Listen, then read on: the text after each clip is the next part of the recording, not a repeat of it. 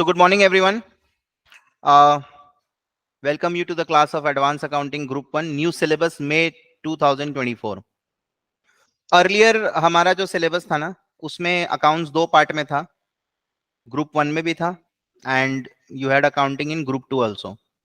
तो काफी सारा chapters divided था Group 1, Group 2 में. अभी जो हमारा new scheme आएगा, which is applicable from May 24. As per that scheme, you have only one paper of accounting, that is only in Group 1. Now, let me just take you to the syllabus, right? And बहुत अच्छे तरीके से syllabus को draft किया गया है and real life में जो जो चीज का आपका रिक्वायरमेंट है वो सारा चीज आपको पढ़ाया जाएगा. Now let me just take you to the ICI website. यहां पे आप देख सकते हैं पूरा नया स्कीम दिया हुआ है, राइट? सबसे पहले आप देखिए इसमें 1-2 मॉड्यूल है. देन जैसे आपका फाउंडेशन में था 3 मॉड्यूल, पूरा सिलेबस को 3 मॉड्यूल में डिवाइड किया गया है. मॉड्यूल 1 में आपको अकाउंटिंग स्टैंडर्ड्स के बारे में बताएगा. We will also explain you what is accounting standards, right?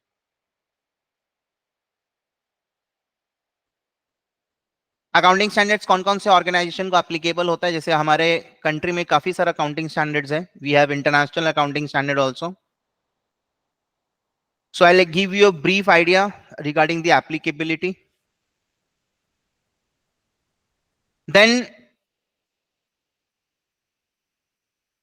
all the accounting standards are covered in your intermediate curriculum. पहले ये जितने भी अकाउंटिंग स्टैंडर्ड्स थे ना, ये दो ग्रुप में डिवाइडेड है, plus there were other chapters also. But अभी अदर चैप्टर्स को कम कर दिया गया है एंड अकाउंटिंग स्टैंडर्ड्स को फुल फ्लेजेडली दिया गया, कंबाइन करके वन ग्रुप पेपर में. You can see list of accounting standards and they have made groupings. Asset related accounting standard कौन कौन सा है, बिकॉज अपने को क्या करना है, पीएल भी बनाना है, बैलेंस शीट भी बनाना है. Whatever we are preparing in accordance with the accounting standard. Accounting standard कभी ये नहीं बोलता कि मेरे को फॉलो करो. किसी भी अकाउंटिंग बॉडी में अकाउंटिंग बॉडी का काम क्या करता है, they develop, issue, withdraw any standard, right? उनका काम लोगों पे थोपना नहीं है. लेकिन रेस्पेक्टिव कंट्री का जो कंपनी लॉ है वो बोलता है कि आप जब अपना अकाउंट्स बनाएंगे you will draft it in accordance with the accounting standards, right? जैसे मैं अगर इंटरनेशनल अकाउंटिंग स्टैंडर्ड का बोर्ड का बात करूं, they form IFRS, right? Globally IFRS followed होता है. अगर किसी कंट्री के पास में अपना अकाउंटिंग स्टैंडर्ड है तो वेल एंड गुड, नहीं तो ग्लोबली आईएफआरएस फॉलो होता है. तो आईएफआरएस कभी भी ये नहीं बोलता कि हमको फॉलो करो. इंटरनेशनल अकाउंटिंग स्टैंडर्ड बोर्ड कभी नहीं बोलता कि जिसको भी अकाउंट्स बनाना है वो लोग अपना आईएफआरएस के बेसिस पे बनाएगा. It is the respective country का company law, their legislative laws जो मैंडेटरी करता है अकाउंटिंग स्टैंडर्ड को फॉलो करना, राइट? तो जब भी हम लोग पीएल बैलेंस शीट बनाएंगे we had to draft it on the basis of accounting standards. Now why accounting standard when we had principles? आपको मालूम है ना, जनरल एक्सेप्टेड अकाउंटिंग प्रिंसिपल्स होते हैं. So when you draft accounting, when you do PL balance sheet, you have to prepare in accordance with GAAP, generally accepted accounting principles. Now लोग अपना principle form करने लगे, right? If I just talk about accounting, अगर मैं आपसे accounting की बात करूं, if I talk about accounting, so accounting basically एक framework में काम करता है. Framework by the word I mean, there will be concepts,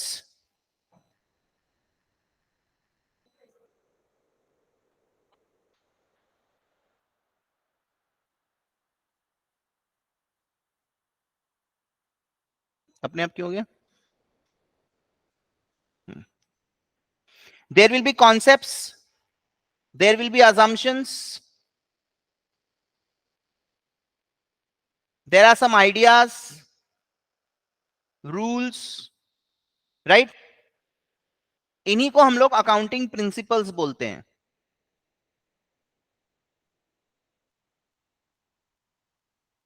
जैसे one of the assumption is owner and business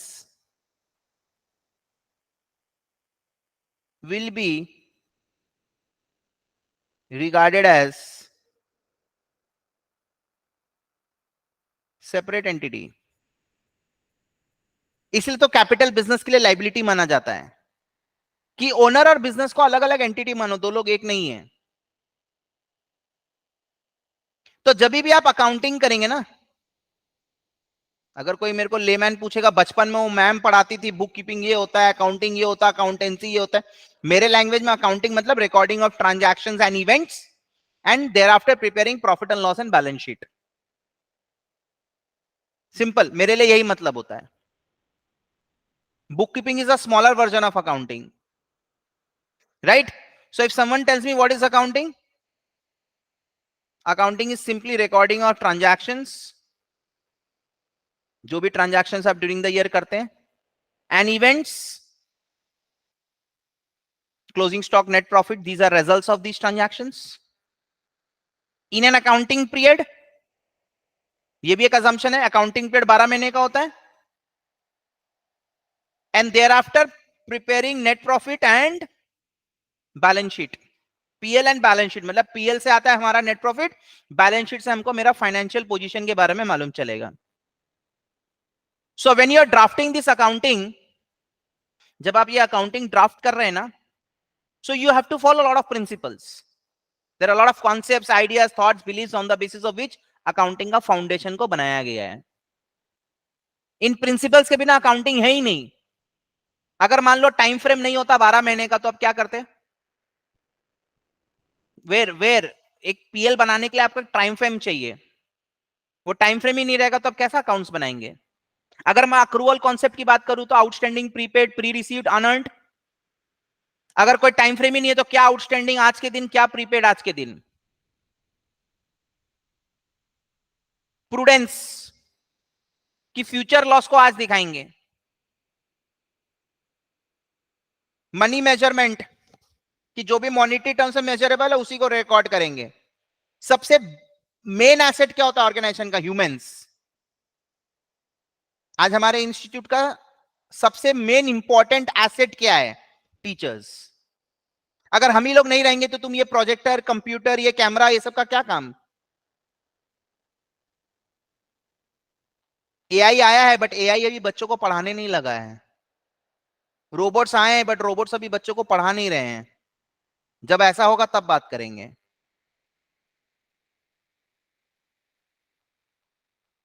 got my point? लेकिन we are the human assets, are the main assets of the organization. But क्या हम लोगों को books of accounts में record किया जाता है? नहीं। वॉट एवर रेम्यूनरेशन दे पे अस, वो उनको खर्चा बोल के दिखाती है, सैलरी। हमारा ऑनेस्टी, हमारा इंटीग्रिटी, हमारा स्किल, हमारा टैलेंट, इन सब चीजों का बुक्स में कोई दरकार ही नहीं है। बुक्स में रिकॉर्ड ही नहीं होता ये सब चीज। तो जब भी हम लोग अकाउंटिंग करते हैं, we do accounting in a framework. हम लोग अकाउंटिंग एक फ्रेमवर्क में करते हैं। बहुत सारे प्रिंसिपल से हम लोग घिरे हुए हैं, इनको फॉलो करके हमको अकाउंटिंग करना है, अदरवाइज अकाउंटिंग का कोई डेफिनेशन ही नहीं हो सकता। राइट ना? लोग अपना अपना प्रिंसिपल बनाने लगे, कोई कुछ फॉलो करने लगा, कोई कुछ फॉलो करने लगा, कोई कुछ फॉलो करने लगा।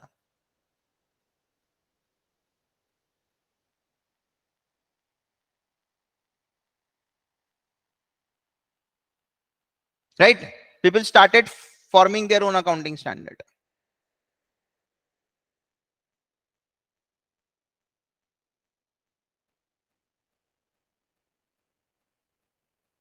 इसमें क्या हो गया? प्रॉब्लम क्या होने लगा? कोई बोलता है डेप्रिसिएशन हम इस तरीके से कैलकुलेट करेगा, कोई बोलेगा डेप्रिसिएशन हम इस तरीके से कैलकुलेट करेंगे। तो हमारी चीजें, हमारा परफॉर्मेंस किसी और के साथ अगर हमको कंपेयर करना है तो वो अनकंपेरेबल बन जाएगा, क्योंकि my accounts are drafted in some other principle, your accounts are drafted in some other principle, there is no uniformity. तो चीजों को कंपेरेबल बनाने के लिए अकाउंटिंग स्टैंडर्ड्स इशू किया गया। Institute of chartered accountants of India उन्होंने एक अकाउंटिंग स्टैंडर्ड बॉडी बनाया and they started issuing accounting standards. हालांकि गवर्नमेंट ऑफ इंडिया में भी अपना अकाउंटिंग स्टैंडर्ड एक बॉडी बनाया था, NACAS, national advisory committee on accounting standards. तो अगर आप देखेंगे ना तो हमारे यहाँ पे बहुत सारा अकाउंटिंग स्टैंडर्ड्स है। Some accounting standards have been framed by ICAI, some has been framed by NACAS. अभी हम लोगों ने रिसेंटली इंटरनेशनल बॉडी के साथ हाथ मिलाया है for our big companies, those who are doing operations in foreign countries, those shares are listed in foreign stock exchange, वो लोग को कौन सा वाला फॉलो करना है? बिकॉज फॉरेन कंट्रीज में या तो उनका अपना अकाउंटिंग स्टैंडर्ड चल रहा है या आईएफआरएस चल रहा है। Major countries have adopted IFRS. जैसे यूएस के पास में अपना अकाउंटिंग स्टैंडर्ड है, इंडिया वालों के पास में अपना अकाउंटिंग स्टैंडर्ड है।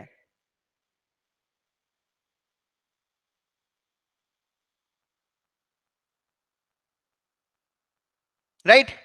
लेकिन what about those companies, Indian companies, those who are working abroad? So इसीलिए हमारी जो बॉडी है उन्होंने हाथ मिलाया इंटरनेशनल बॉडी के साथ में and they formed a conversed form of IFRS, sorry conversed form of our AS with IFRS and they made Ind AS, India AS, जो कि आप लोग सीए फाइनल में पढ़ेंगे। अभी आप लोग जो भी पढ़ रहे हैं वो नकास वाला अकाउंटिंग स्टैंडर्ड्स पढ़ रहे हैं, national advisory committee on accounting standards. So अगर मैं बात करूं किसी भी ऑर्गेनाइज, जैसे मैं अगर इंडिया की बात करूं,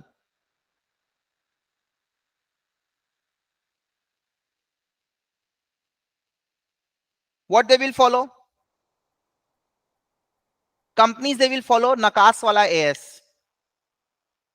soul proprietor partnership they will follow ICI, इनका भी अपना अकाउंटिंग स्टैंडर्ड्स है। These are basically same, not much difference.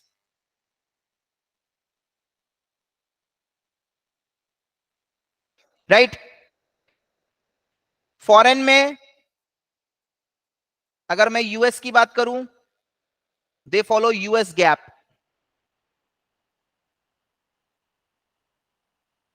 Other foreign countries की बात करूं,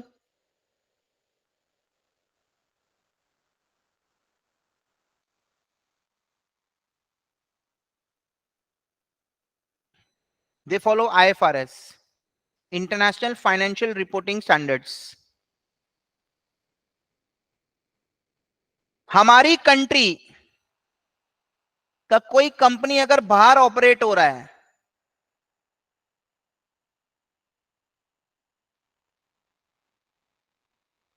so there is a dilemma.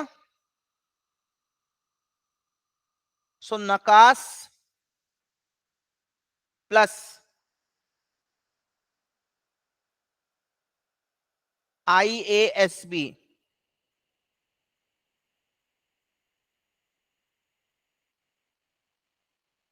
conversed form of accounting standard, that is Ind AS.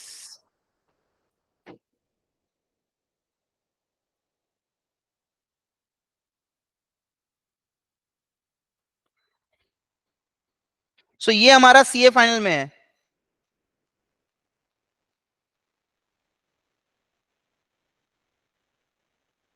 This is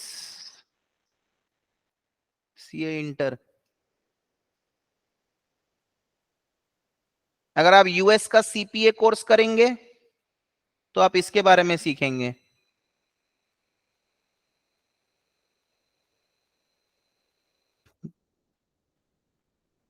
हम लोग तो भैया अपना वाला ही सिखाएंगे ना, हमारा सीए लोग जो जो काम कर सकता है। If you are taking membership in India, practicing chartered accountant का membership in India, you can not go and do US company का ऑडिट। तो आपको यूएस का गैप सिखा के क्या फायदा है?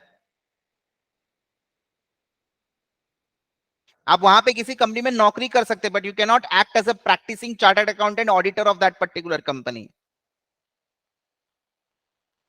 तो आप जहां जहां ऑडिट कर सकते हैं, जिस जिस कैटेगरी में, वहां वहां का आपको अकाउंटिंग स्टैंडर्ड सिखाया जाएगा। पहले आपके सिलेबस में आईएफआरएस भी हुआ करता था, बट जब से ये कन्वर्स्ड फॉर्म ऑफ एएस आया है ना, आईएफआरएस भी अब आपको नहीं सिखाया जाएगा। सबको अपना अपना अकाउंटिंग स्टैंडर्ड फॉलो करना है, किसी के पास अपना नहीं है तो international accounting standard body board का, इंटरनेशनल अकाउंटिंग स्टैंडर्ड बॉडी जो बोर्ड है उन्होंने आईएफआरएस बनाया है। पहले हम लोग हमारा परफॉर्मेंस को बगल में नेबर में शर्मा जी का लड़का के साथ कंपेयर करते थे। इंड एएस आने के बाद, Ind AS is nothing but it's a mixed version of IFRS बोल सकते हो, मतलब एक आईएफआरएस ही है ये। हम लोगों ने ये फॉरेन बॉडी के साथ में हाथ मिलाया एंड ये लोग, ये आईएफआरएस वाला लोग यूएस के पास भी गया था। यूएस का लेकिन अपना ही एक एटीट्यूड है, बोला ना we don't want to shake hands, but we are assuring कि whatever rules we frame वो आईएफआरएस से ज्यादा इधर उधर नहीं होगा। अकाउंटिंग का सबसे बड़ा चैलेंज, आप किसी भी कंट्री में जब आप अकाउंटिंग करने जाएंगे ना, as a payroll person, not as an auditor, तो आपको वहां का रूल्स रेगुलेशन जानना पड़ेगा, तो आपको ये मालूम चलना चाहिए ना। मैं चला गया किसी यूरोपियन कंट्री में, मैं पूछूंगा कि आप लोग का अपना कोई अकाउंटिंग स्टैंडर्ड है आपके कंट्री का, वो रूल्स रेगुलेशंस मेरे पास लेके आई है। वो बोलेगा नहीं है, then in that case you must be following IFRS. बोला how do you know sir? बोला आई नो। अगर आप यूएस में जाएंगे किसी कंपनी का एज अ पेरोल, मतलब जॉब के लिए, तो आपको मालूम है वहां यूएस गैप फॉलो होता है। तो अब मैं कहां काम कर रहा हूं, किस लोकेशन में काम कर रहा हूं, वो मेरे को डिपेंड करेगा मेरे को कौन सा स्टैंडर्ड फॉलो करना है। मैं किसी बाणिया का अकाउंट्स बना रहा हूं, मैं आईसीआई वाला एएस फॉलो करूंगा। मैं किसी इंडियन कंपनी का अकाउंट्स बना रहा हूं, मैं नकास वाला अकाउंटिंग स्टैंडर्ड फॉलो करूंगा, हालांकि इन दोनों में ज्यादा डिफरेंस नहीं है। मैं ऐसी इंडियन कंपनी, रिलायंस हो गया, जिसका फॉरेन में भी ऑपरेशंस है, मैं इंड एएस लगाऊंगा उन पे। मैं किसी फॉरेन कंट्री का अकाउंट्स कर रहा हूं जिसका ऑपरेशंस भी फॉरेन में है, या तो उसका अपना कंट्री का लॉ या मैं आईएफआरएस फॉलो करूंगा। तो ये एक बेसिक अंडरस्टैंडिंग मैंने आपको दिया है,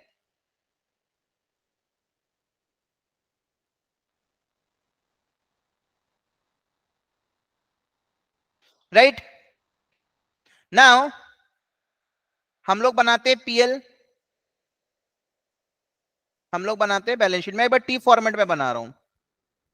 इधर आता है हमारा एक्सपेंस, इधर आता है हमारा इनकम, ये आएगी हमारी लाइबिलिटी, ये आएगी हमारी बैलेंस शीट। अभी जो चैप्टर का जो ग्रुपिंग किया है ना, इतना अच्छे तरीके से किया है। काफी सारा एसेट होता है यहां पे, जैसे फिक्स्ड एसेट है, इन्वेस्टमेंट है, इन्वेंट्री स्टॉक है, राइट? और भी बहुत सारा एसेट होता है। इधर में लोन है, then we have leases, lease liability भी होता है हमारा एक, जो धीरे धीरे बढ़ाएंगे आपको। इधर में हमारा इनकम है, यहां पे सारा एक्सपेंसेस है। तो ग्रुपिंग बना दिया, एसेट रिलेटेड सारा एएस को एक मॉड्यूल में रखा है, एक कैटेगरी में रखा है। Liability related, income related, expense related, कुछ कुछ डिस्क्लोजर रिलेटेड होता है, जैसे अकाउंटिंग स्टैंडर्ड 1 हम लोग ये वाला पढ़ रहे हैं,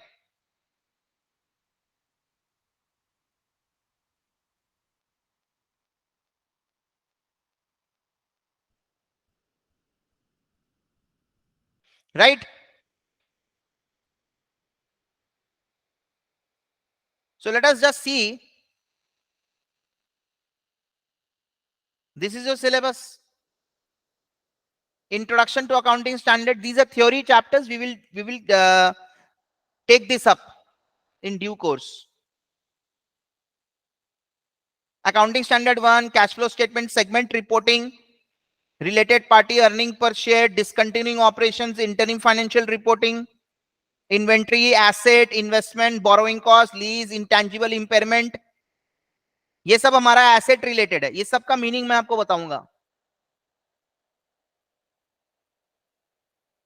चैप्टर 4 में जो भी अकाउंटिंग स्टैंडर्ड है वो सब प्रेजेंटेशन एंड डिस्क्लोजर बेस्ड होते हैं. जैसा अकाउंटिंग स्टैंडर्ड 1 में लिखा है कि जो भी आप अकाउंटिंग प्रिंसिपल पॉलिसी फॉलो करेंगे उनको आपको इकट्ठा एक जगह लिखना है.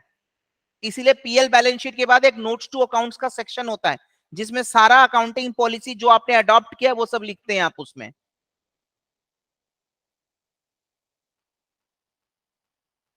कैश फ्लो स्टेटमेंट पहले हर कंट्री का कंपनी लॉ बताता है क्या क्या चीज बनाना मैंडेटरी है. पीएल बैलेंस शीट पहले मैंडेटरी था, अभी कैश फ्लो स्टेटमेंट भी मैंडेटरी कर दिया गया. किस सोर्स से पैसा आया और कहां आपने उसको खर्चा किया है. चेंजेस इन इक्विटी भी बनाना है आपको और नोट्स टू अकाउंट्स बनाना है. 5 चीज आप मैंडेटरी हो गया. अगर आपको अभी कोई फाइनेंशियल स्टेटमेंट बोलेगा तब उसमें 5 चीज बोलेंगे. In someone tells you about financial statement, PL balance sheet, cash flow statement में सोर्स एंड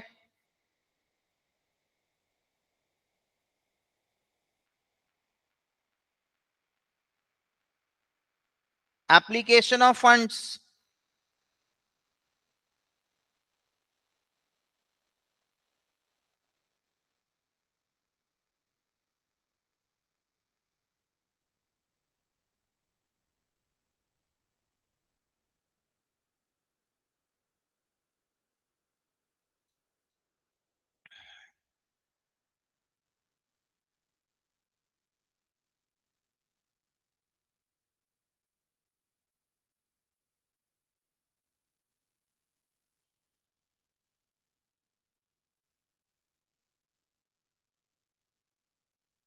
अब ये जो नोट्स टू अकाउंट्स है ना, इसमें काफी सारा रेशियो एनालिसिस भी करने बोला है.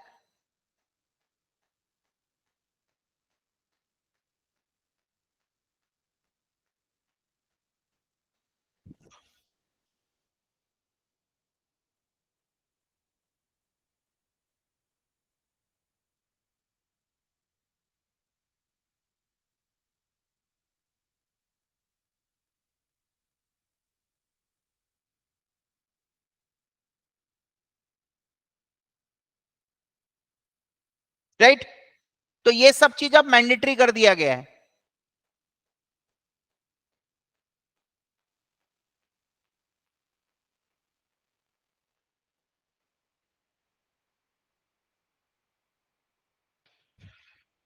सेगमेंट रिपोर्टिंग, बहुत सारा ऑर्गेनाइजेशन में ना काफी सारा डिपार्टमेंट्स होता है. It can be at different location, right. So कहने का मतलब है हम लोग शेयर होल्डर को एक ही पीएल बैलेंस शीट भेजते हैं. एसबीआई का 4000 से भी ज्यादा ब्रांचेस हैं.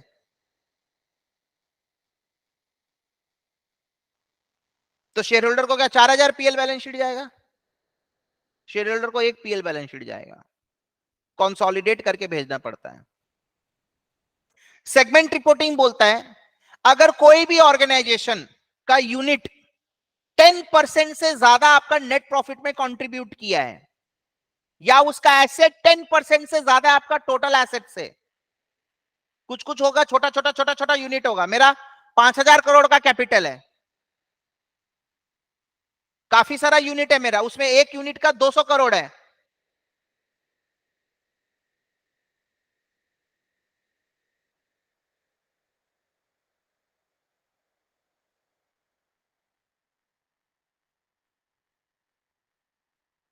राइट, तो बोला कि अगर 10, उसका क्राइटेरिया मैं आपको पढ़ाऊंगा अकाउंटिंग स्टैंडर्ड 17 में, राइट. वो क्राइटेरिया अगर आप फुलफिल करेंगे तो आप रिपोर्टेबल सेगमेंट बनेंगे. तो उसको आपको सेपरेटली एक कॉलम बना के उसको डिस्क्लोज करना है. तो अगेन ये प्रेजेंटेशन रिलेटेड होगा, इसमें ट्रीटमेंट का कोई गेम नहीं है. कैश फ्लो स्टेटमेंट भी प्रेजेंटेशन रिलेटेड हो गया. कैश इनफ्लो हो चुका है, कैश आउटफ्लो हो चुका है. how you need to present things, what are the things you need to disclose.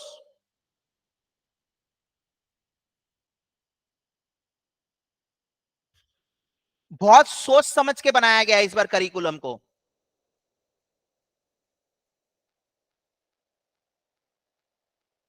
यहां पे ट्रीटमेंट का कोई गेम ही नहीं होने वाला. Treatment has already been done.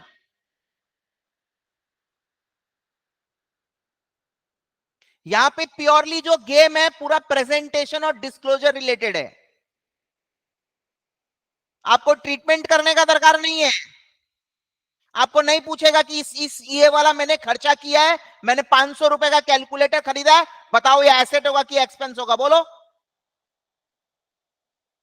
500 का कैलकुलेटर खरीदा है हमने, बताइए ये एसेट होगा कि एक्सपेंस होगा. उसका लाइफ 3 साल है. हम लोगों को पढ़ाया गया है किसी भी चीज का अगर लाइफ अगर मोर देन 1 अकाउंटिंग ईयर है उसको एसेट मानेंगे. बट मटेरियलिटी प्रिंसिपल क्या बोलता है? Since the amount is small, छोटा है, इसको एसेट मान के कोई फायदा नहीं है.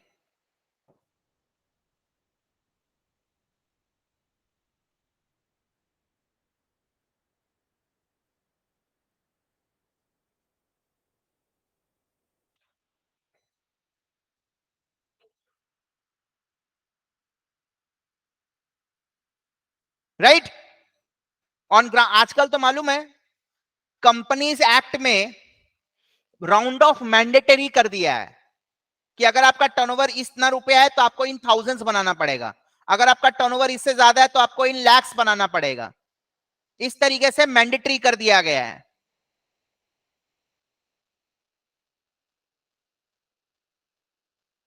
तो 500 का कैलकुलेटर तो राउंड ऑफ में ही चला जाएगा दोस्त. दिखा के क्या फायदा है? तो ये जो सेक्शन है ना, इस सेक्शन में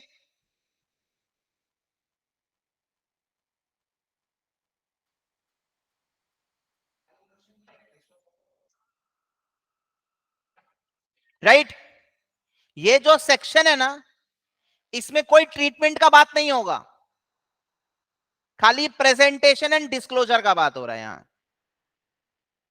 चीजों में चीजों को कैसे प्रेजेंट करना है, क्या क्या एक्स्ट्रा रिक्वायरमेंट्स है प्रेजेंटेशन का. रिलेटेड पार्टी, क्या दोस्त यार से आप बिजनेस नहीं कर सकते? कर सकते हो, आर्म्स लेंथ प्राइस में करिए. लेकिन क्या होता है, कोई मेरा मान लो जवाई है, जवाई means brother in law, sisters husband, उसके साथ मैंने एक सौदा किया. यूजुअली मैं इस दाम पे करता हूं, बट मैंने सोचा चलो मेरी बेटी के घर पे पैसा जाएगा, जवाई जी को थोड़ा ज्यादा दे देते हैं. रिलेटेड पार्टी ट्रांजैक्शन हो गया ना. क्या प्राइस पे हुआ उससे फर्क नहीं पड़ता, रिलेटेड पार्टी आपको अलग से डिस्क्लोज करना पड़ेगा. Earning per share, net profit बन चुका है, नेट प्रॉफिट आ चुका है, खाली आपको face of the PL earning per share बताना पड़ेगा. मैंने 5 लाख कमाया, 1 लाख शेयर है, 5 lakh divide by 1 lakh, 5 rupees is the पर share holder earning. It is the effective rate of earning per share.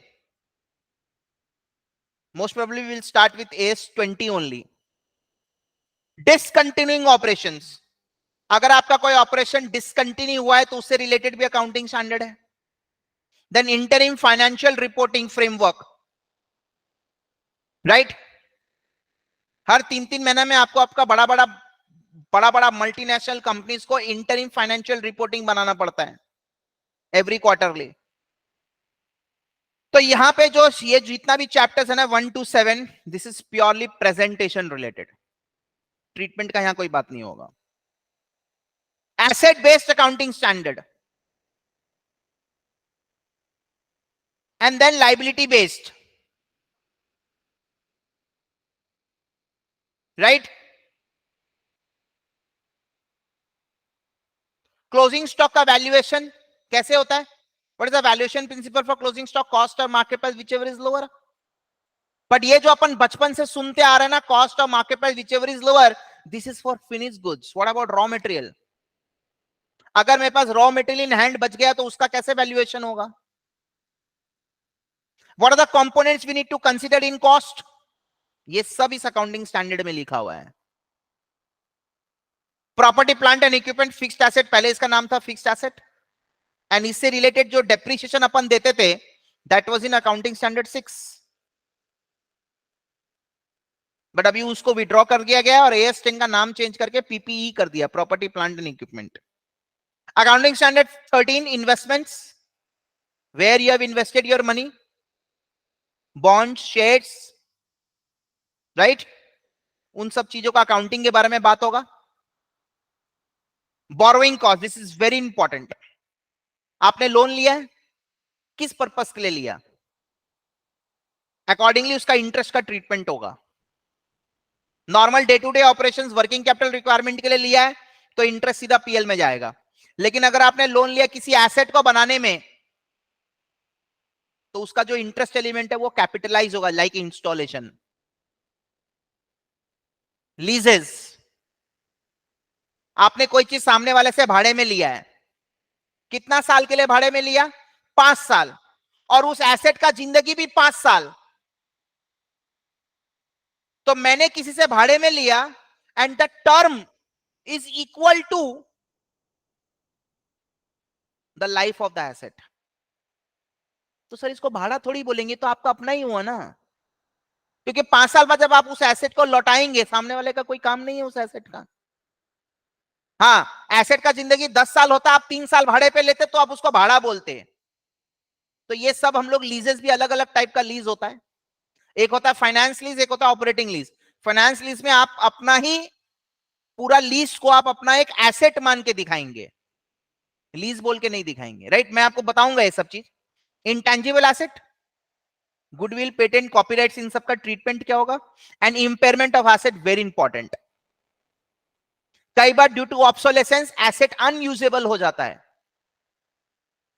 तो सडनली मेरे को एक एसेट को राइट ऑफ करना पड़ेगा.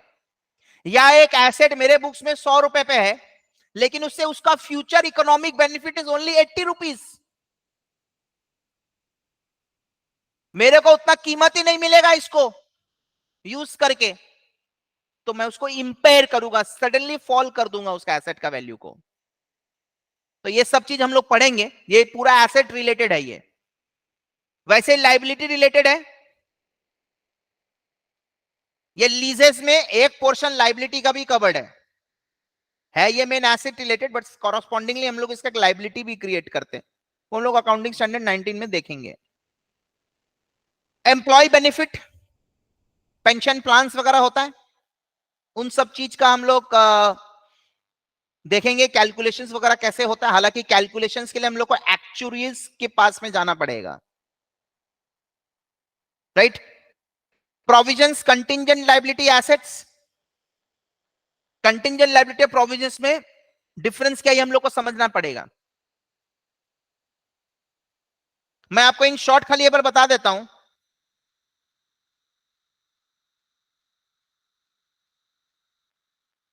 Contingent liability, it is a possible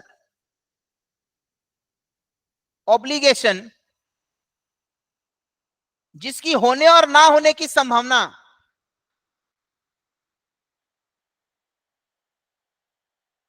जिसकी होने और ना होने की संभावना किसी फ्यूचर इवेंट पे डिपेंड करती है, which depends on future event, and this event is not within the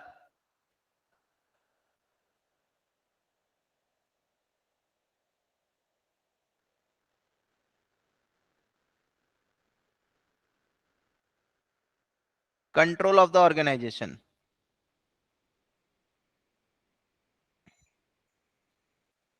मतलब हो भी सकता है, नहीं भी हो सकता है. किस पे डिपेंड करेगा, फ्यूचर इवेंट पे.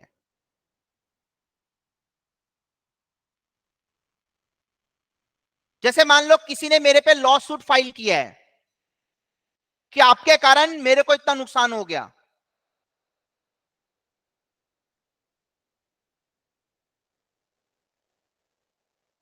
आपका प्रोडक्ट कंज्यूम करके मेरा आदमी चलता बना,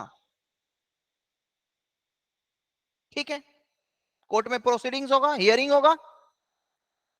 आज के दिन मतलब at year end, at year end, at year end मेरे हारने के चांसेस रिमोट है। क्या है? रिमोट।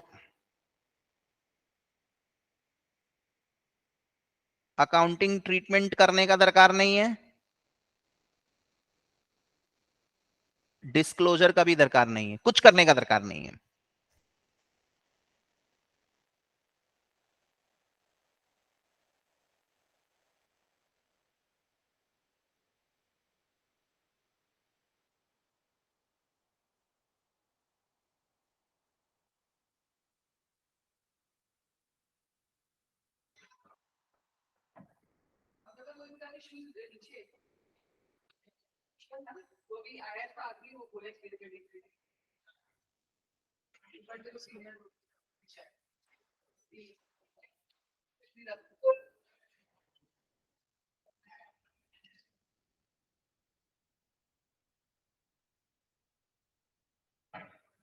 ठीक है, अगर मान लो मतलब मैं इसको बोलता हूं लेस देन 5%,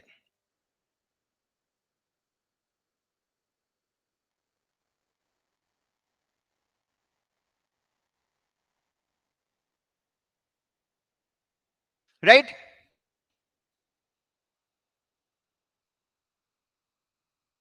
डिस्क्लोजर दे देंगे।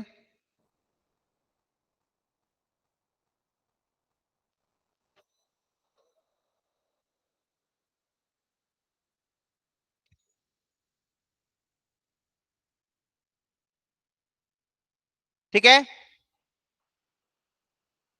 मोर देन 50% में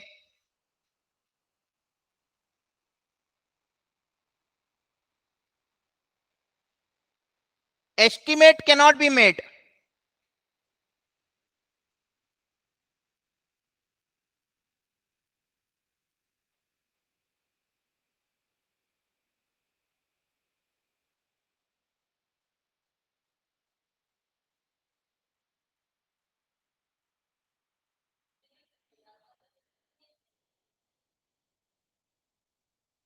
इसको बोलते हैं हम लोग provision.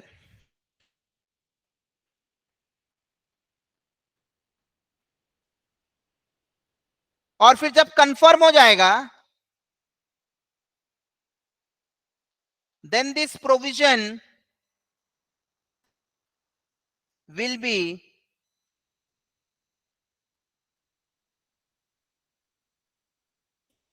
converted to a liability। 50% से ज्यादा चांस है मतलब मैं केस हारने वाला हूं, my probability of losing is more than winning।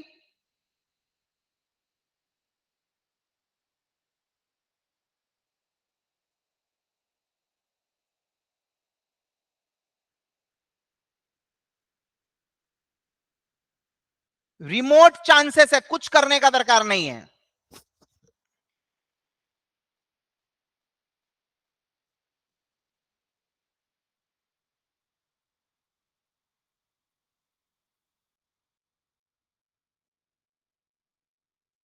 Right?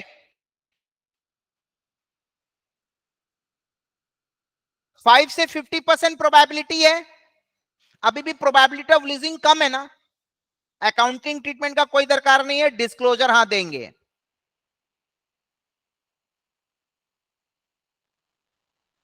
More than 50% chance है, we should treat, but treat नहीं कर सकते क्योंकि estimate can not be made. तो ये फैक्ट शुड बी डिस्क्लोज कि एस्टिमेट नहीं निकाल पा रहे हैं, कितना देना पड़ेगा हारने से। और जब एस्टिमेट निकाल पा रहे हैं सीधा प्रोविजन बनाएंगे, पीएल टू प्रोविजन, और डिस्क्लोजर तो देना ही है।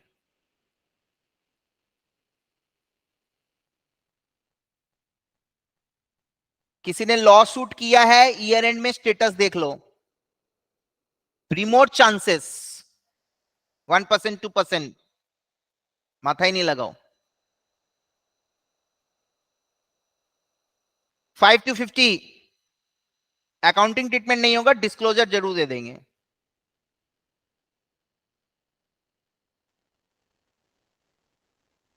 मोर देन 50 होते हैं, एस्टिमेट बनाओ, प्रोविजन बनाना पड़ेगा। बट एस्टिमेट निकाल पा रहे हो कि नहीं? नहीं सर, एस्टिमेट तो नहीं निकाल पा रहे। नहीं निकाल पा रहे हो मतलब अकाउंटिंग ट्रीटमेंट ऑटोमेटिकली नो हो गया। तुमको करना चाहिए था, बट क्योंकि तुम एस्टिमेट नहीं निकाल पा रहे मतलब अकाउंटिंग ट्रीटमेंट नो हो गया। तो डिस्क्लोजर में तुमको यह बताना पड़ेगा कि तुम अकाउंटिंग एस्टिमेट नहीं निकाल पा रहे हो।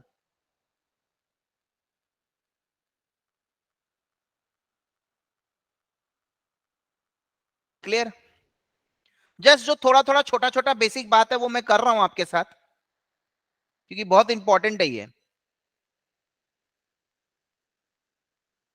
Accounting standard based on items impacting financial statement, बहुत इंपॉर्टेंट है ये।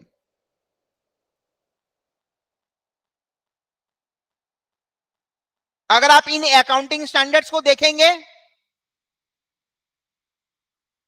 तो आपको लगेगा ये हमारा हादसा ही नहीं है इस साल का, लेकिन फिर भी हम इसको बुक्स में कंसीडर कर रहे हैं।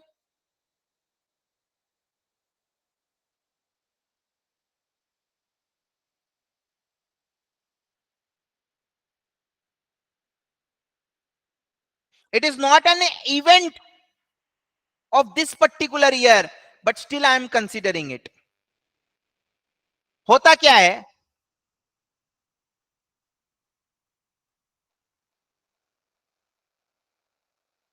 ये हमारा ईयर एंड है,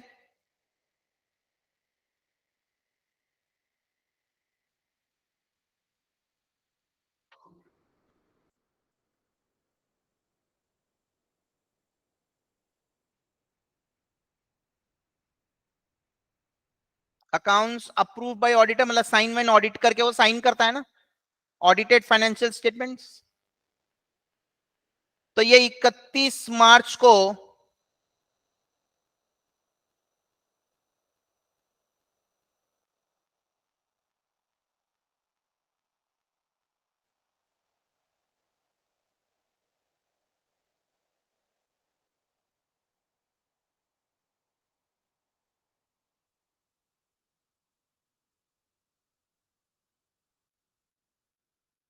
ईयर एंड हुआ है।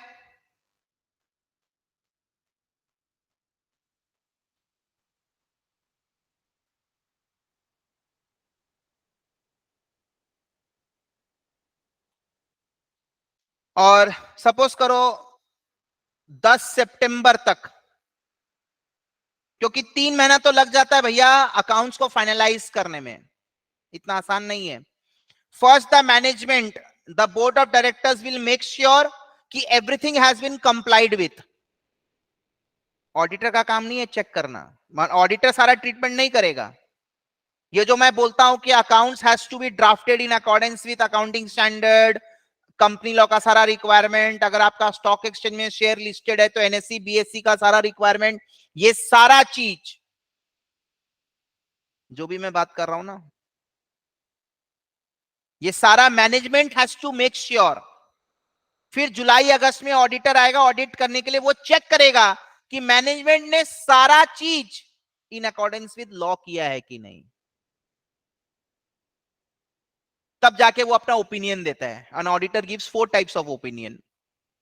Unqualified everything is okay, qualified everything is okay except few treatments, adverse opinion nothing is okay, and the last one एक टाइप का गाली है ये, डिस्क्लेमर ऑफ ओपिनियन। मैं चाह कर भी मैं चाह कर भी ये बता नहीं पा रहा हूं कि ये ट्रू एंड फेयर व्यू दिखा रहा है कि नहीं। The word true and fair view मतलब मैं ये नहीं बोल पा रहा हूं कि the management has duly complied while preparing P&L and balance sheet with all the applicable laws, with all the applicable accounting standard। क्यों नहीं बता पा रहा हूं?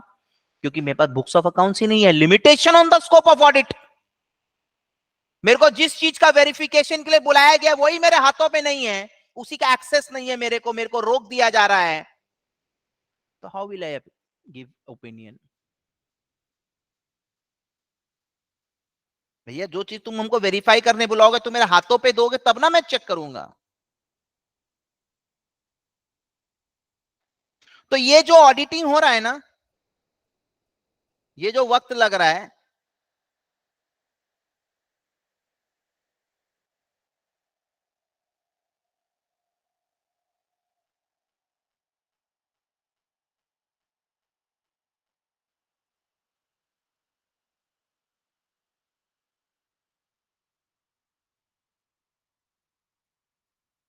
राइट, इस दौरान मान लो कुछ हादसा घट जाता है,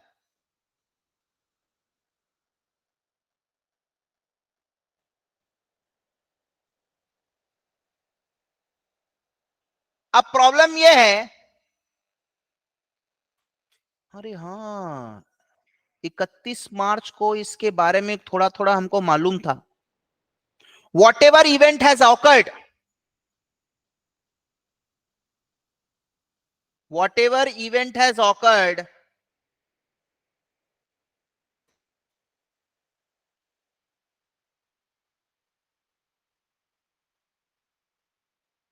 conditions existed on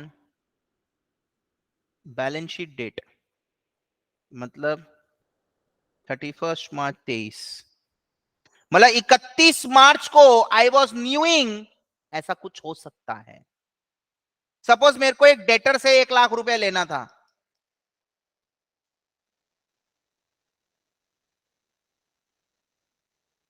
मेरे को डेटर से 1 लाख रुपए लेना था, और somewhere I got this news कि this debtor is going to be bad in future, और वही हो गया।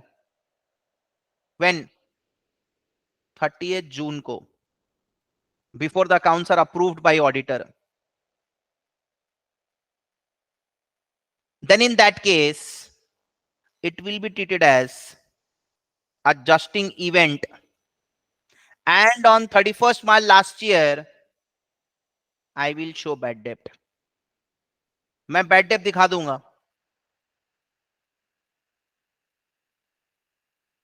Is it fine? Conditions not existed on balance sheet date. Suppose there is a fire. क्या आपको मालूम था जून में आग लगने वाला है? मालूम था क्या? नहीं ना। तो इन दैट केस तुम दो चीज चेक करेगा। अगर गोइंग कंसर्न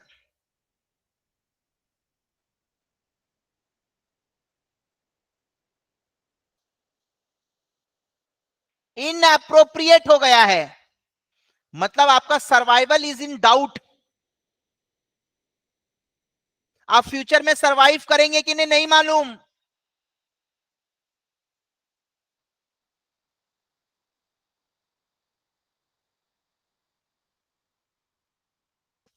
ये आपका एडजस्टिंग इवेंट माना जाएगा। ये आपका एडजस्टिंग इवेंट माना जाएगा। Even if condition does not existed, but आपका future survival is in question, आप ये लॉस को 31 मार्च को ही दिखाएंगे।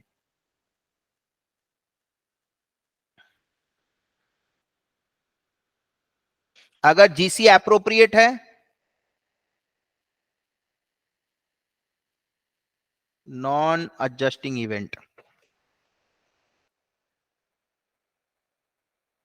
प्रैक्टिकली हादसा हुआ है इस साल, तो एडजस्ट भी इसी साल होना चाहिए? No. Check condition existed or not existed. If condition was existing on balance sheet date,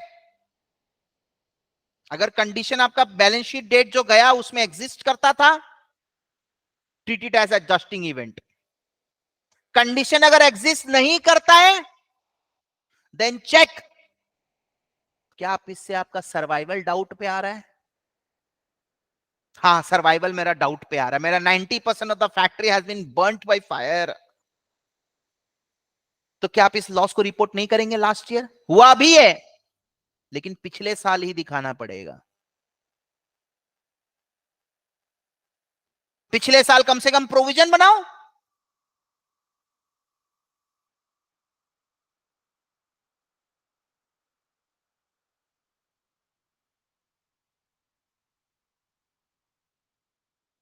दिखाना पड़ेगा आपको, क्योंकि आपको मालूम है कि ये ऑडिटर की आंखों में आ चुका है, ये मैनेजमेंट की आंखों में आ चुका है।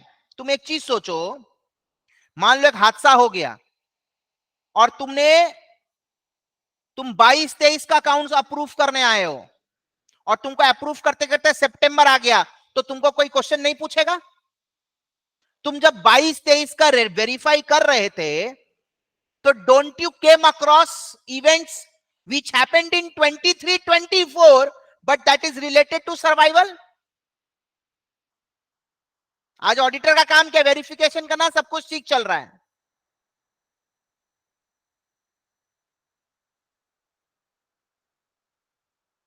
क्योंकि इसी का रिपोर्ट के बेसिस पे शेयर होल्डर लोग, बाकी stakeholders, they take decision. तुम ऑडिट सड़क पे फुटपाथ पे बैठ के किया, क्योंकि पूरा बिजनेस प्रेमाइसेस जल के राख हो गया था। डोंट यू थिंक कि तुमको ये चीज बताना चाहिए शेयर होल्डर को? तुम कब बताएगा? अगला साल जब तुम ऑडिट करने आओगे, 23-24 वाला हिसाब से तुमको नेक्स्ट ये 23-24 का ऑडिट कब होगा? 23-24 का अकाउंट्स कब मिलेगा शेयर होल्डर को? हा? अगला साल तब बताओगे? अरे भैया, तुम्हारा सर्वाइवल डाउट पे आ गया है। हाँ, अगर यहां पे हुआ होता हादसा, इधर अकाउंट्स अप्रूव होने के बाद, तब तुम अगले साल बताओगे, या तुम एक्स्ट्रा ऑर्डिनरी जनरल मीटिंग बुलाओगे स्टेक होल्डर्स का कि आइए हमको डिस्कस करना है आपसे कुछ?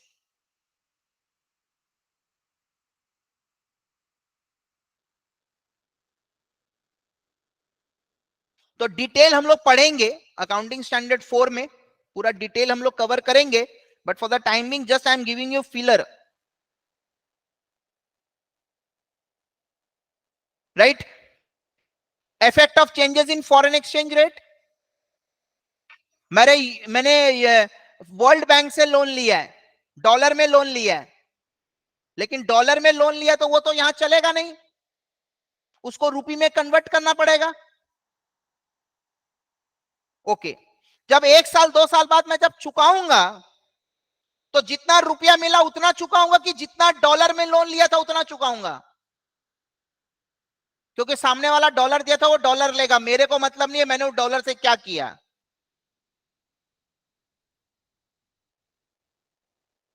तो जब मैं उसको उतना डॉलर चुकाऊंगा, तो उस समय तो डॉलर का रेट चेंज हो जाएगा। तुम लोग पढ़ेगा फाइनल में, सीए फाइनल में, एसएफएम में, फाइनेंशियल मैनेजमेंट का जो पेपर है, आईआरपी, इंटरेस्ट रेट पैरिटी, ये जो फ्यूचर का जो डॉलर रेट होता है ना, ये चेंज होता रहता है।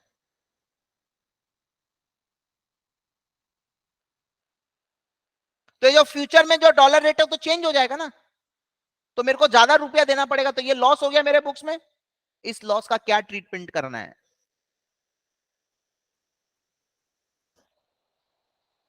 राइट? बड़ा ही सिंपल सा चीज है। Took loan from foreign bank, $1 lakh,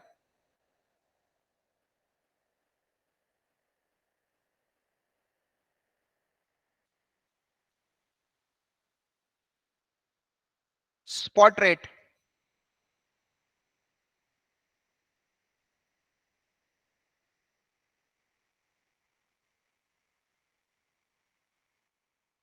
59 per dollar. आज डेट है, सपोज करो 1 मई को आपने लोन लिया, तो आप बैंक के पास जाएंगे, $1 लाख देंगे, और बैंक आपको 59 के हिसाब से मल्टीप्लाई करके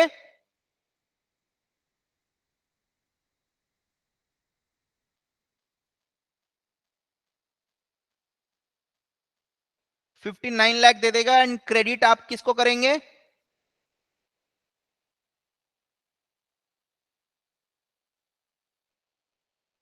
फॉरेन लोन को।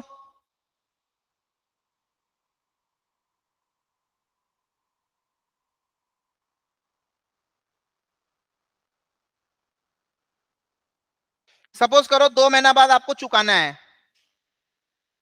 रीपेड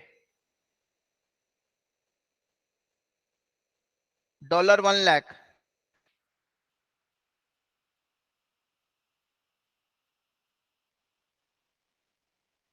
बोलिए।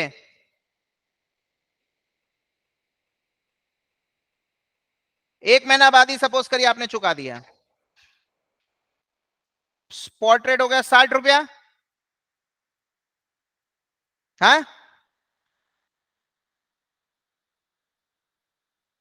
फॉरेन लोन डेबिट कितना से होगा? आपके बुक्स में 59 लाख का था। मनी मेजरमेंट कॉन्सेप्ट यही बोलता है, ट्रांजैक्शन फॉरेन में करिए, इंडिया में करिए, आप आपका रिपोर्टिंग करेंसी में ट्रांजैक्शन को रिकॉर्ड करेंगे। What is my reporting currency? Sir, my reporting currency is रुपया।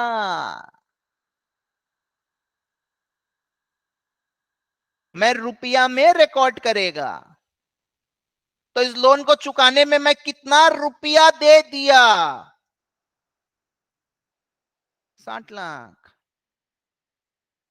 तो 1 लाख ज्यादा दे दिया ना, इसी को बोलेंगे एक्सचेंज लॉस।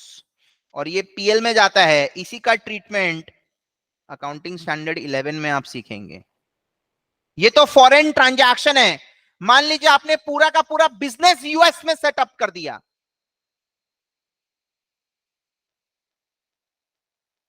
वो अपना पीएल बैलेंस शीट आपको डॉलर में बना के भेजेगा। उस पीएल बैलेंस शीट को आप अपना पीएल बैलेंस शीट में कंबाइन करेंगे।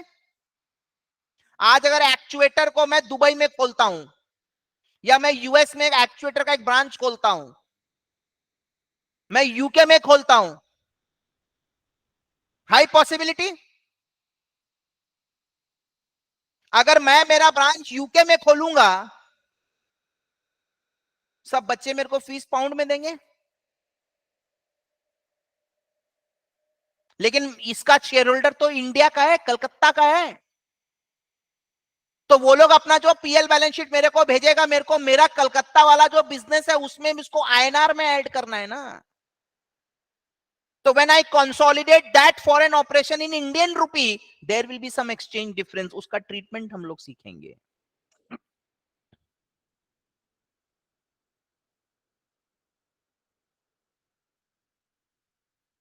Transaction date, settlement date, transaction date, reporting date. Value same नहीं है करेंसी का, उसका चेंज का ट्रीटमेंट करना है अपने को। ट्रांजैक्शन डेट में 59, सेटलमेंट डेट में 60।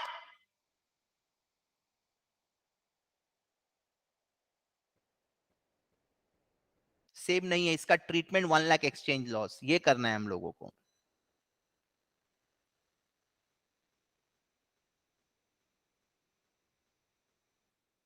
आपको स्टार्टिंग में मालूम होना चाहिए आप करने क्या वाले हैं। अगर आपको मालूम ही नहीं है कि आपको क्या करने का है, कोई फायदा नहीं है, पढ़ के कोई फायदा नहीं है। मैं इस चैप्टर से क्या सीखने वाला हूं, I should know first, then I will study the chapter.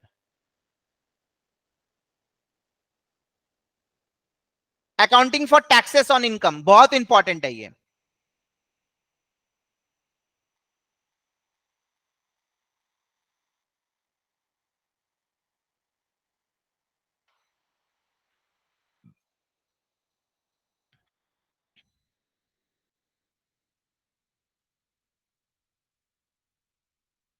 Just मैं आपको शॉर्ट में बता रहा हूं।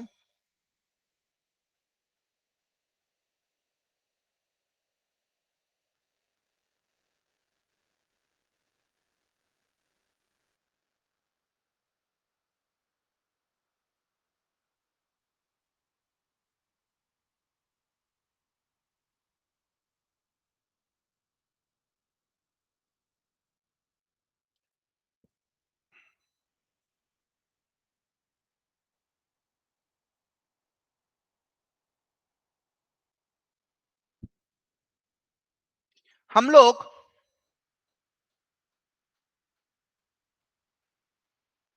जो भी प्रॉफिट निकालते हैं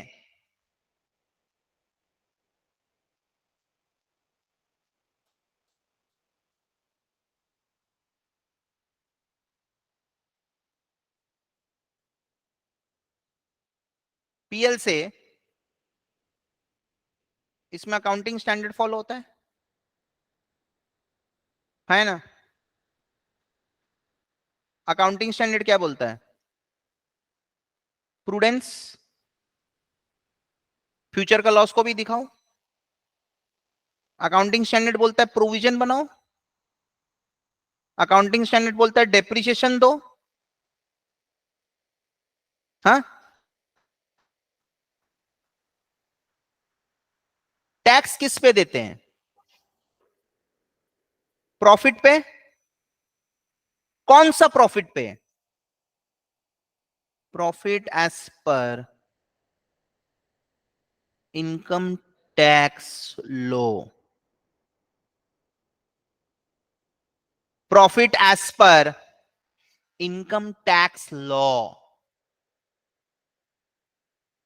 इनकम टैक्स लॉ बोलता है no prudence, no provision, depreciation to be calculated differently. So don't you think accounting profit, and this is known as taxable profit, it will differ? Huh? Now I'll just explain you one concept. Just listen to me very carefully. I bought an asset for 1 lakh. I'm depreciating it over 5 years.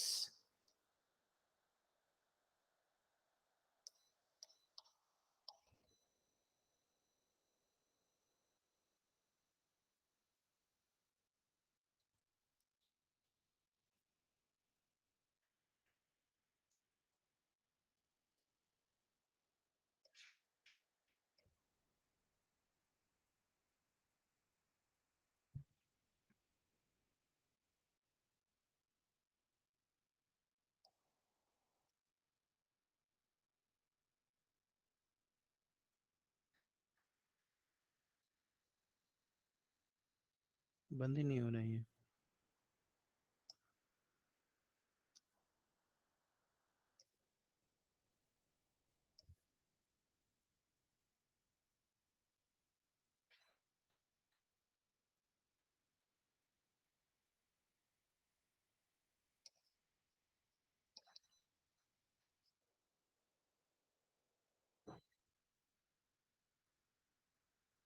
Just hold on for a minute.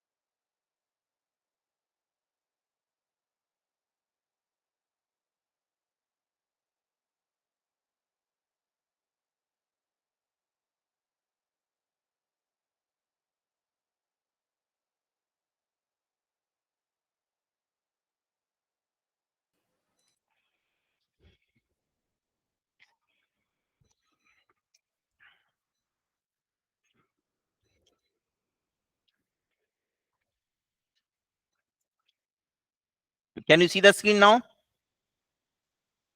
तो मैंने 1 लाख का asset खरीदा है, 20,000, 20,000, 20,000, 20,000, 20,000। आज नहीं तो कल asset का वैल्यू कितना हो जाएगा? 0। इनकम टैक्स बोलता है 1 लाख का खरीदा ना, पहला साल 50 के दिखाओ, अगला साल 50 के दिखाओ।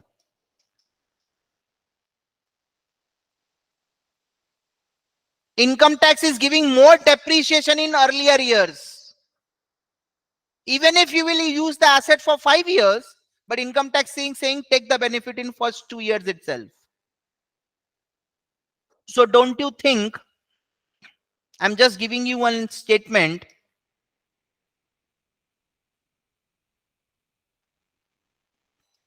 my taxable profit will be less as compared to accounting profit? Less, more, more, more. So if your taxable profit is less,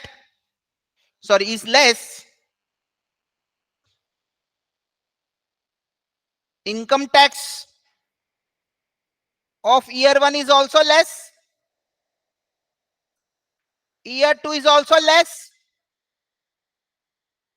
Don't you think the government will take it from you in future? है ना? आज आप कम दे रहे हैं लेकिन आगे आप ज्यादा देंगे, क्योंकि आगे आप जो अकाउंट्स में दिखाइएगा सरकार इसको मना कर देगी, बोले ये तो आपको मैंने पहले ही दे दिया है, by way of increase depreciation in first 2 years. In accounts we will show it as 20,000 minus, but यहां तो नहीं होगा. It means out year taxable profit will be more as compared to earlier years. So in future you will pay more tax.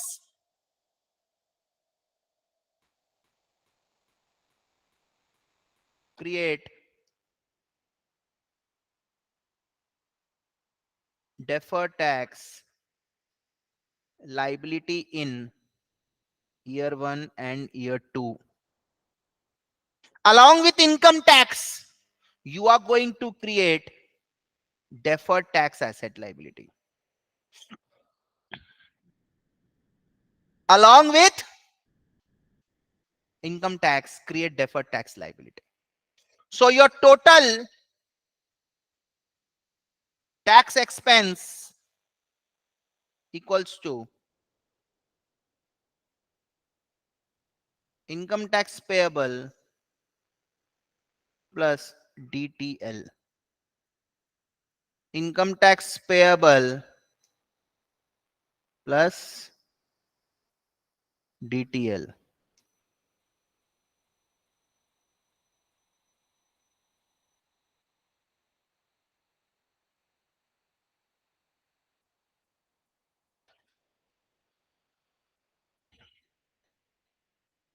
Suddenly, if your tax burden increases, na, shareholder will might get panic situation.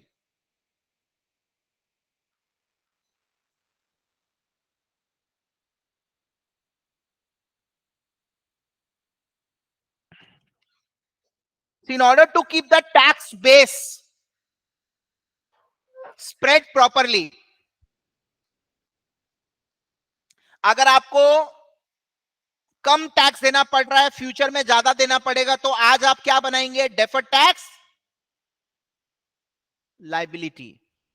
आज आपको ज्यादा tax देना पड़ रहा है, future में कम, तो आज आप क्या क्रिएट करेंगे? Deferred tax asset.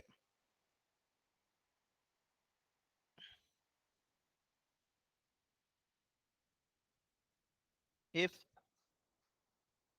taxable profit is less than accounting profit, it means today less tax, therefore create deferred tax liability. If taxable profit is more than accounting profit, today more tax, therefore create deferred tax asset. और भी इसमें काफी सारा बातचीत है जो हम लोग जब रेस्पेक्टिव अकाउंटिंग स्टैंडर्ड पढ़ेंगे तब करेंगे.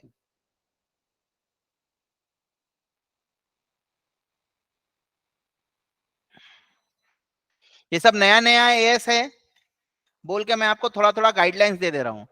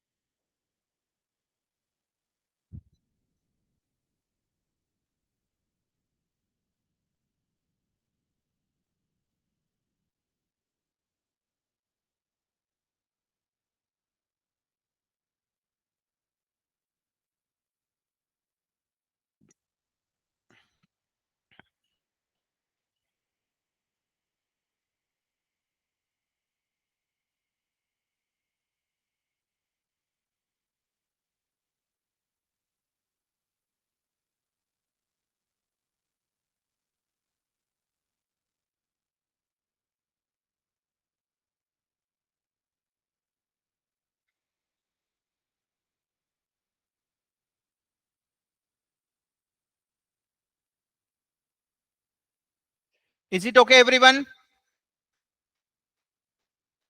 हाँ, चलिए.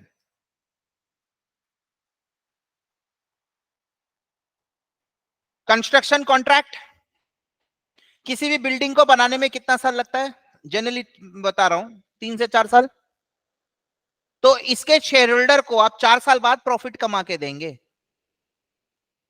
बिल्डर्स लोग क्या करता है? What they do? I am talking about construction contract. What do builders do?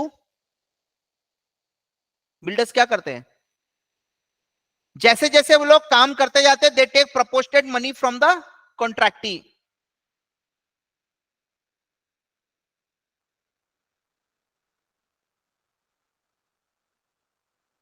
20% काम हो गया, 20% ऑफ द प्राइस दे दीजिए. तो यू हैव रिसीव समथिंग और the other, show some profit. So उसका जो रूल्स है अकाउंटिंग स्टैंडर्ड 7 डील करता है. How to record profit under construction contract which is taking a time which is more than 12 months. It's very difficult to postpone the recognition of income for 4 years. No. So on the basis of work completed, take some cash, and on the basis of cash received, show some profit.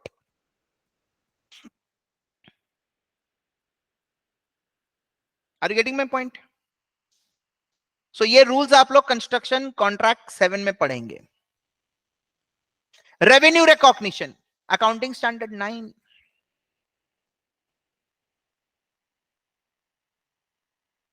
मान लीजिए आपने किसी को loan दिया है, interest income कब दिखाइएगा? जब वो टाइम पीरियड ओवर हो गया है. आपने बोला था हाफ ईयरली इंटरेस्ट देने के लिए, 6 महीना हो गया, time period has expired, show interest income. आपने किसी कंपनी का शेयर में पैसा लगाया है, डिविडेंड इनकम कब दिखाएंगे? जब सामने वाला डिक्लेयर कर दिया है. आजकल तो प्रपोज कर नहीं सकते आप डिविडेंड एनी मोर, नया रूल है ये. When right to receive dividend is established, then you can show it as income in your books. आपने किसी को कोई फॉर्मूला दिया था, भैया इस फॉर्मूला को यूज करके प्रोडक्शन करो जैसे जैसे प्रोडक्शन होगा वैसे वैसे रॉयल्टी इनकम देना। तो रॉयल्टी इनकम कब दिखाएंगे? जब सामने वाला प्रोडक्शन कर चुका है।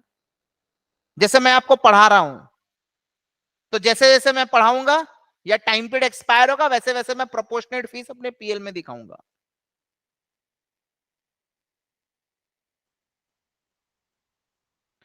सेल ऑफ गुड्स में हम लोग रेवेन्यू कब दिखाते हैं? तुम लोग के फाउंडेशन में एक चैप्टर था सेल और अप्रूवल बेसिस, उसमें when we used to show sales, when buyer used to confirm कि उसने गुड्स रिसीव कर लिया है, he has accepted the goods. Basically जब रिस्क एंड रिवॉर्ड बायर को ट्रांसफर हो गया तब हम लोग को सेल दिखाना चाहिए। तो जितना भी रेवेन्यू रिकॉग्निशन रिलेटेड बातें हैं ना, ये सब हम लोग अकाउंटिंग स्टैंडर्ड 9 में करेंगे।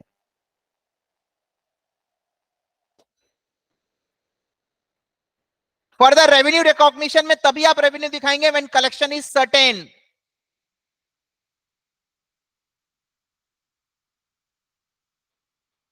If collection is uncertain, revenue दिखा के फायदा क्या? कलेक्ट ही नहीं होने वाला ना। उधर में रेवेन्यू दिखाओगे फिर थोड़ा दिन बाद बैड डेट दिखाओगे, फायदा कैसे? जो रेवेन्यू दिखा ही नहीं, पोस्टपोन, जब तक कलेक्शन सर्टेन नहीं बन जाता।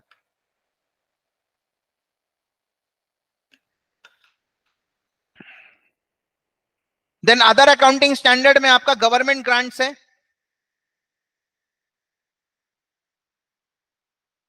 एक छोटा सा मैं आपको एग्जांपल देता हूं।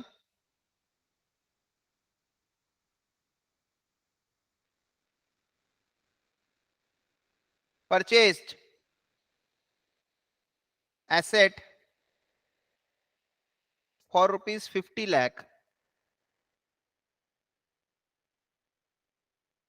Life 5 years, grant receive 20 lakh.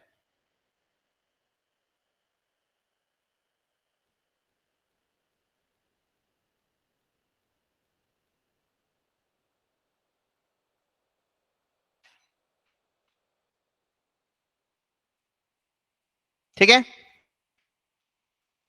Grant received 20 lakhs। Journal entry क्या होगा?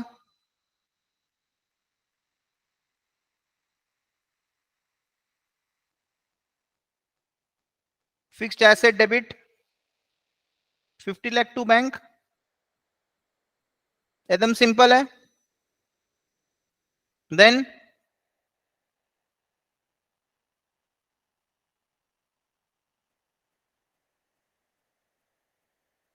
Bank account debit to grant,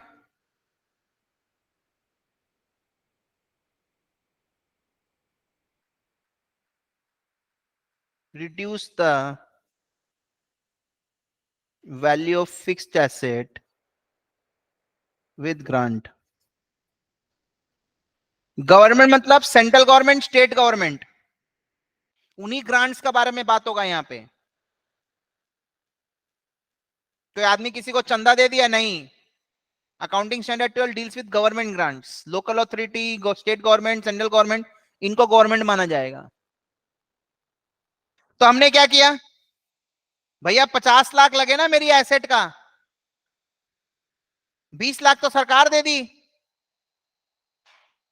तो हम क्या करेंगे, grant to fixed asset 20 lakh 20 lakh, इन तीनों की कंबाइंड एंट्री क्या होगी? Fixed asset debit to bank, कितना?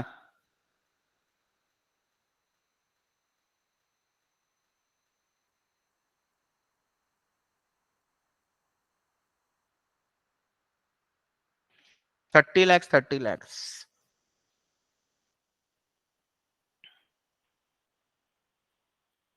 I have reduced the value of asset with the grant money received. It means what will be my depreciation? 6 lakh।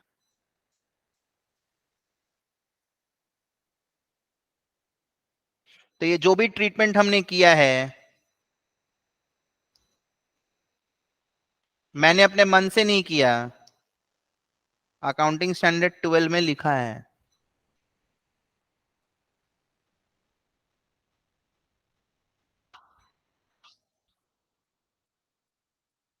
मैंने अपने मन से नहीं किया दोस्त, मैं गलत बात नहीं बोलूंगा।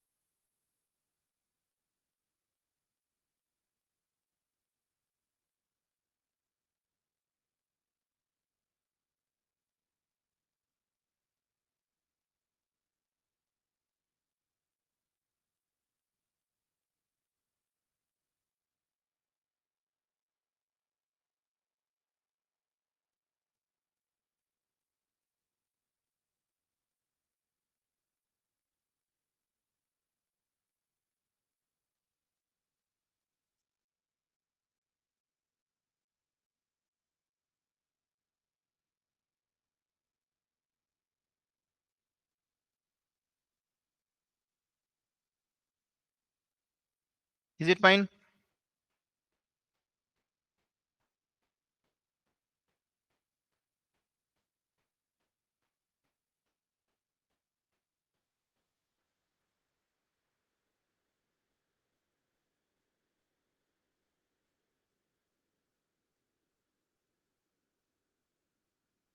तो हमने ग्रांट से एसेट का वैल्यू को कम कर दिया और डेप्रिसिएशन फिर रिड्यूस्ड आ गया। बेसिकली देखा जाए तो 20 लाख का मेरा इनकम है, ये मुफ्त का मिल गया गवर्नमेंट से।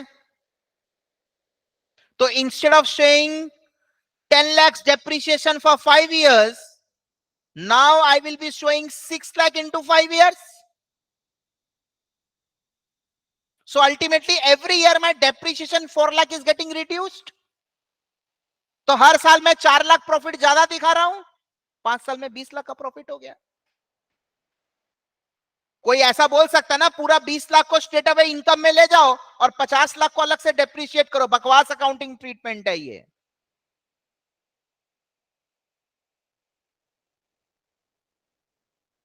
जहां तुम ये एसेट्स हटाया, तुम्हारा ग्रांट भी सरकार को रिफंड करना पड़ जाएगा।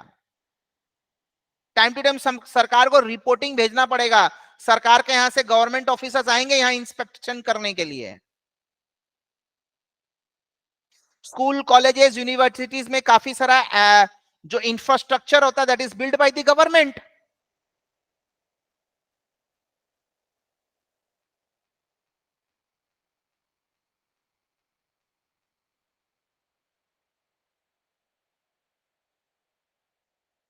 ये 20 लाख जो सरकार दी एक तरीके से मेरा इनकम है, but this is subject to fulfilment of certain conditions.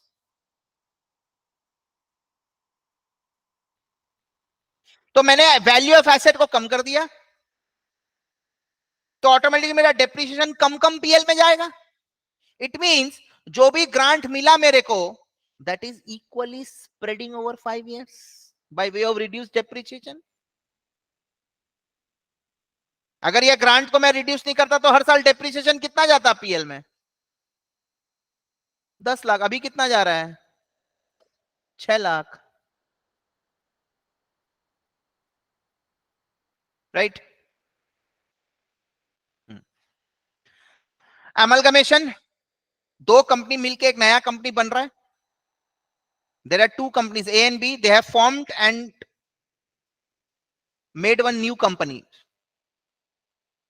So accounting entries करना है, ए एंड बी को शट डाउन करना है एंड नया कंपनी को क्रिएट करना है। जो एसेट ए एंड बी का था वो अब नया कंपनी का बनेगा, जो शेयर होल्डर ए के थे वो अब नया कंपनी का शेयर होल्डर बनेगा, जो कंपनी बी का था वो, we are merging two companies, that's amalgamation. तो उससे रिलेटेड अकाउंटिंग स्टैंडर्ड है। Then this is holding company, chapter 10 जो है, this is purely related to holding company. अगर मैं किसी कंपनी का मोर देन 50% शेयर होल्ड करता हूं तो मेरे को अपना पीएल बैलेंस शीट तो बनाना ही है, साथ में जो मेरा कंपनी है, सब्सिडियरी कंपनी, उसका पीएल बैलेंस शीट को भी मेरे अंदर कंसोलिडेट करके बनाना पड़ेगा।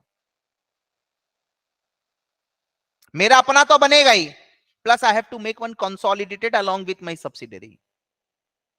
तो ये हम लोग यहां पे सीखेंगे। Is it fine? सो काफी सारा अकाउंटिंग स्टैंडर्ड है, इसके बारे में हम लोग एक के बाद एक बात करेंगे। And then we have some chapters.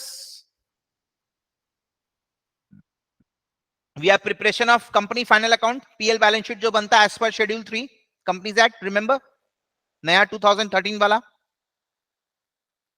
Cash flow बनाना सीखेंगे हम लोग।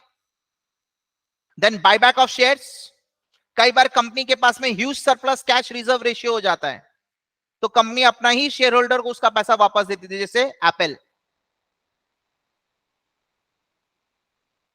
जब कंपनी के पास में बहुत ज्यादा सरप्लस कैश हो जाता है और कंपनी के पास में उसका कोई ऑल्टरनेटिव यूज नहीं है, शेयर होल्डर ने तुमको पैसा दिया, तुमने उसको मार्केट में बिजनेस में इन्वेस्ट किया, प्रॉफिट कमा के वापस से री इन्वेस्ट किया, चलते जा रहा है, तो 10 रुपए का कैपिटल बन गया 1000 रुपया।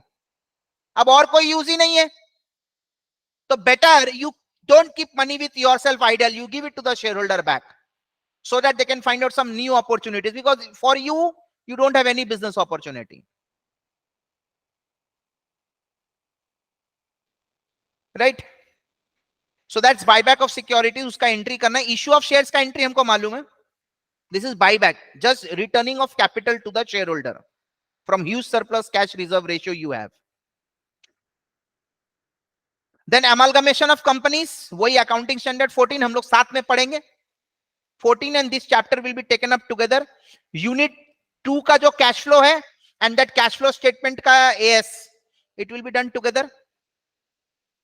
accounting for reconstruction of companies, कई बार कंपनी बीमार हो जाती, बीमार मतलब company fall sick. now what are sick companies? sick companies are those companies जिसमें बहुत सारा लॉसेस है। तो लॉस में की कंपनी को क्या करना चाहिए? शट डाउन कर देना चाहिए? नहीं। किसी आदमी का कोई तबियत खराब हो गया घर में, तो उसको मार दोगे क्या? You are creating problems from me, go from here, go to heaven. No, ऐसा नहीं करते दोस्त। कुछ इमोशंस है कि नहीं? हम लोग क्या करते हैं, उसको ठीक करते हैं, डॉक्टर को दिखाते हैं। तो अगर कोई कंपनी बीमार है, उसमें लॉस है, उसको हम लोग रिकंस्ट्रक्ट करेंगे, उसमें से सारा लॉसेस वगैरह हटाएंगे, उसका एक स्कीम ड्राफ्ट करना पड़ता है। We chartered accountants will help you in drafting the scheme.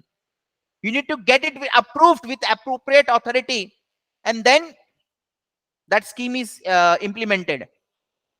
So we are not here to draft the scheme, we are not here to approve, we are only here to do accounting entries when the scheme is finalized, implemented. Sir, what kind of entries we need to do?